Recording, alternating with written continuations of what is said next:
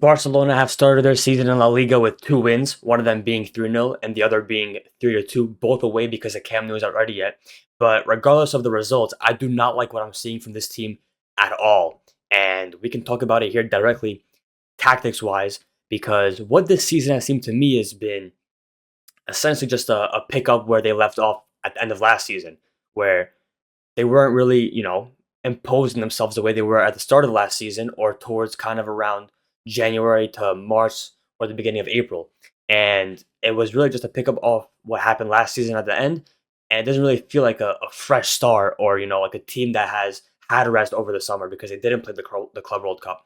So I think the issue now lies in I think, the setup of the team and what the balances of the team, and B, the transfer window Barca had. So if we go into the setup of the team, this is obviously Hansi Flick's setup, and these are the average player positions that I saw based on what I saw against Levante, especially. Now, of course, in this game, Barca started with Casado instead of De Jong, and then Flick opted for four attackers instead of a number 10 like Olmo Fermin. Of course, Rafinha played number 10, but this is essentially four attackers because of Rashford, Ferran, Yamal, and Rafinha. Now, the issue with this is that if you have a number 10 in your team, if you're playing a 4-2-3-1 and you have a number 10 instead of a traditional 4-3-3 where you have three midfielders that are balanced, or you have one DM, for example, what you have with the number 10 is essentially four attackers no matter what, but the number 10, if it's a midfield profile, can usually help in recoveries and stuff like that. Yes, Rafinha is very good at pressing and tracking back, but he's not going to be the player that's going to provide your midfield a lot of stability. He has to press from the front. So with a 4-2-3-1, you're not going to have the strength in the midfield to, I guess, disrupt every transition from the opponent.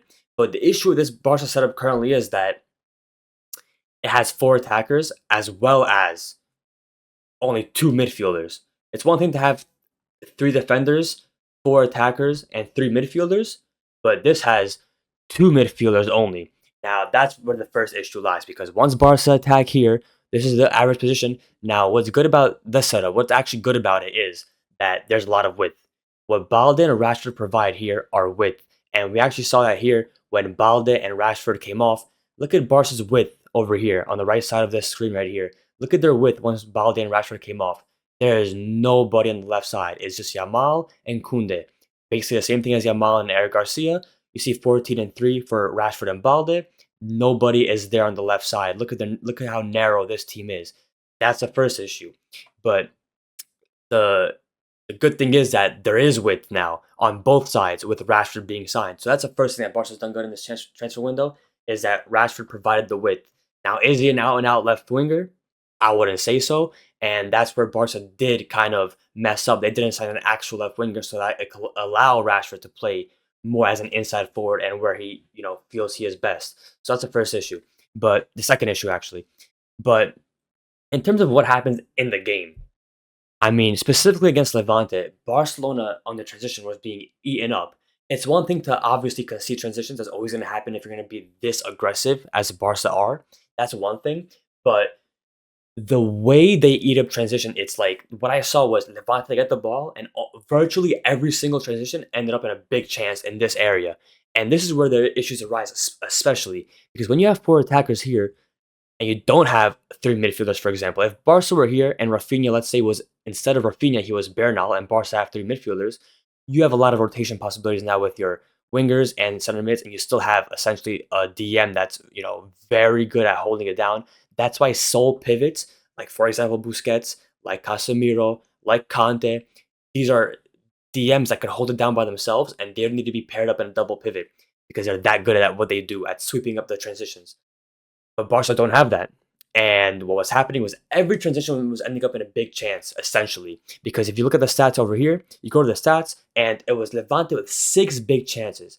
You know how insane it is to have six big chances if you have 18% possession? It's one thing to have 30% possession, 25, 35, 18% possession. You effectively did not touch the ball. Effectively, because you consider, free kicks and stuff. Effectively, you did not have actual playing time on the ball and, domination of pinging the other team back at least for even a minute. That did not happen, and that's the issue Barca faces, is that the transitions destroy them. And what's important to note is that when you have a system that is so attack heavy, that is so imbalanced, the energy expenditure required from the players, the amount of energy they have to put in to carry out the tactics of Flick, because this system, you have to press heavy. You have to. There's no other option.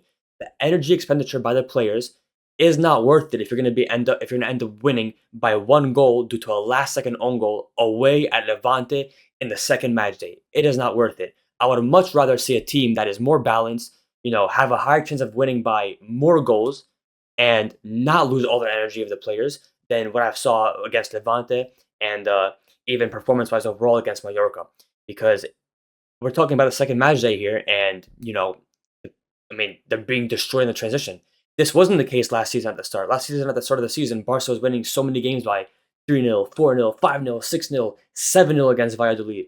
It was domination because it was a fresh and new team under Hansi Flick, and it was fresh in terms of, his tactic is new. The players haven't had to use as much energy before, and this is where it becomes interesting, because people talk about Hansi Flick, the second season of Hansi Flick, and what usually happens with him.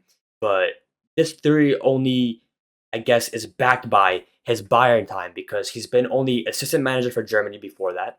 He went to Bayern, I'm pretty sure. I think he was an assistant first. He became the Bayern head manager, had that insane season in 2020, and after that season, clearly the team burnt out a little bit.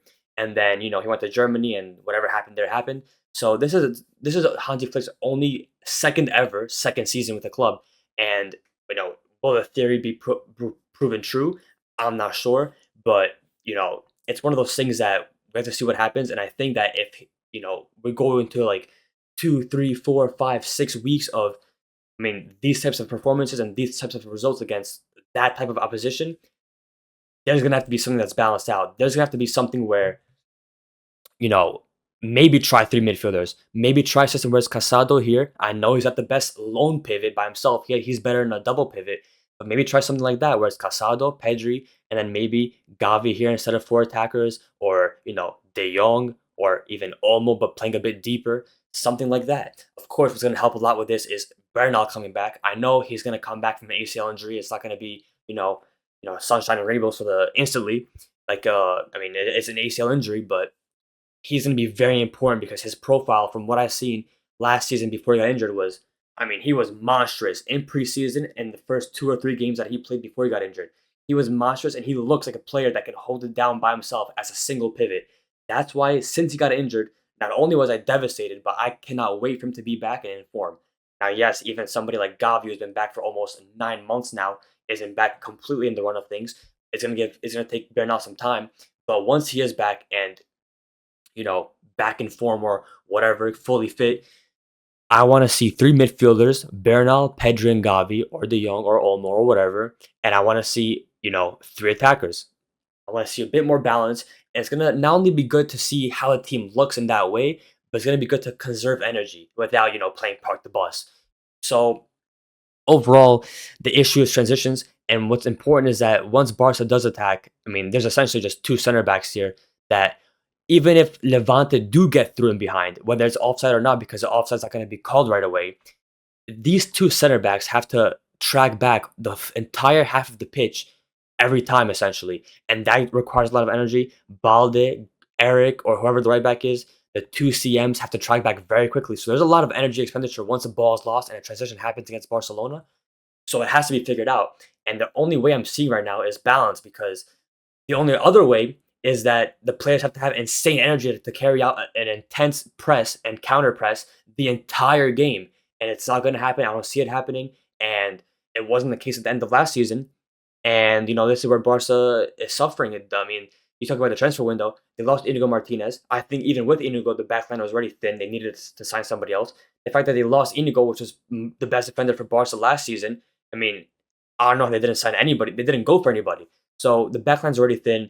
The setup is very attack heavy. There's very little balance, and when you have that, the energy needed by the players is not there. So it's become a very interesting situation where Hansi Flick, for the first time in a very long time, if maybe even ever, has to actually figure out if he's gonna have to balance his team or tweak something little by little and then see how it looks. Because I mean, listen, I'm not gonna just watch these games, look at the scoreline, and be happy. I know people on Twitter and on social media in general, they see Barca come back from 2 goals down, and it's a big dopamine boost, and they're so happy. No, there's nothing to be happy about because if you're in the second match day of La Liga, before any other competition started, before even the 10th match day, for example, if you're in the second match day and you have to scrape a win against Levante of all teams, newly promoted Levante, scrape the win by 1 goal at the last second, and it's an own goal.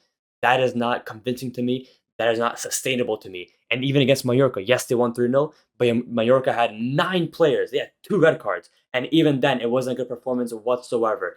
So, listen, I hope Hansi Flick has made it very clear to the team that he's not happy with what he's seen because, the people who watch the sport for what it actually is shouldn't be happy as well. It makes sense if the people who just watch it for fun, they're having fun or whatever. But what I'm seeing right now from the team, I don't like at all as an actual football, on an actual football standpoint. And I just think it has to be balanced. So yeah, this is what I think so far. I forgot who they played next. Let me check here really quickly. So Barca play. Let's go here real quick. Barca play Rayo away next. That is no joke. That is a serious game. And Rayo have 2 games and 3 goals scored and 2 conceded. So it's not like the most strong start, but I'm pretty sure they played today. And yeah, they played today and they lost to Bilbao, which is not. I mean, this is makes sense. Bilbao is a strong team defensively, so Rayo away is going to be very difficult. And if Barca performs the way they do, it is not going to end well. Even if they win by 1 goal and it's not convincing, I still won't be happy. So nothing to be ecstatic about from Barcelona this season. I think that they need to improve a lot of things. I think that the players need to, I guess, find a second win for the entire season, and they have to figure it out because there's going to be a lot of big games coming up. So yeah, let me know what you guys think, and we'll see how they do against Rayo.